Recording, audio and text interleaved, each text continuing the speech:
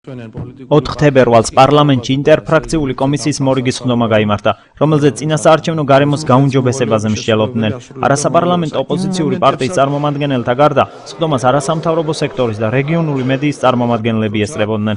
ხდომაზე საუბარი შეეხო იმ რეგულაციებს, რომელიც წინასაარჩევნოდ მაუწყებლებს ავალდებულებს თითოეულ კვალიფიციურ სუბიექტს ყოველ 3 საათში უფასოდ გამოუყონ 90 წამი პოლიტიკური რეკლამისთვის.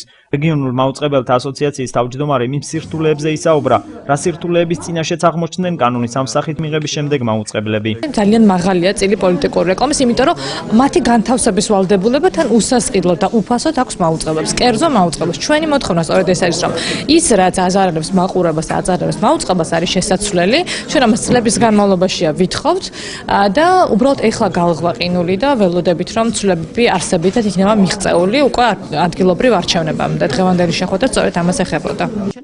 ტელეკომპანია რიონის გენერალური დირექტორის თქმით, უფასო სარეკლამო დროის გამოყოფის ვალდებულება მძიმე ტვირთია მაუწყებლებისთვის. ახლა წარმოიდგინეთ, რომ ადგილობრივი არჩევნების დროს, როცა ამდენი მაჟორიტარი დეპუტატების კანდიდატი იქნება, ამდენი პარტია იყრის კენჭს, რა მდგომარეობაში აღმოჩნდებით ჩვენ.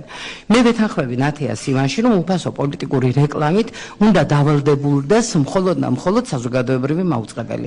ასეთი ჩვენ გვაქვს 2 აჭარის ტელევიზია და პირველი არხი თავისი რადიოებით და ეს უნდა იყოს საკმარისი. გთხოვთ, საერთოდ გაგვათავისუფლეთ უფასო პოლიტიკური რეკლამისაგან.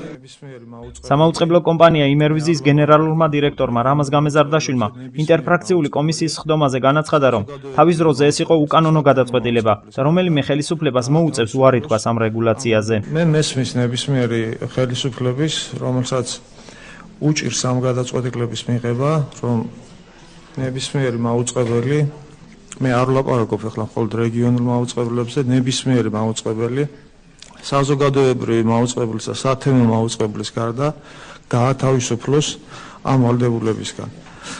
იმის გამო, რომ ეს იქნება ძალიან არაპოპულარული გადაწყვეტილება, მაგრამ იმდენად რამდენადაც თავის დროზე და ეს მგონი 2006 წელი იყო, მაშინდელმა ხელისუფლებამ მიიღო აბსოლუტურად უკანონო გადაწყვეტილება.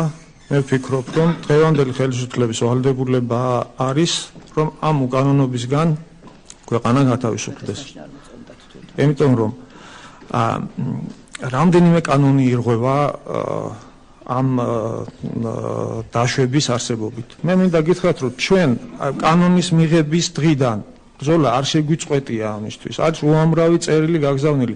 მე იმასაც გეტყვით, რომ საპრეზიდენტო არჩევნების დროს, არჩევნებიდან არჩევნებამდე შუალებებსაც კი ვიყენებდით, რომელიმე ხელისუფლებას ამის გაკეთება მოუწევს და მე კარგი იქნება თუ ეს იქნება ის ხელისუფლება, რომელიც დღეს არის ხელისუფლებაში და რომელსაც აი ამხელა ნდობა აქვს საზოგადოების. მადლობთ.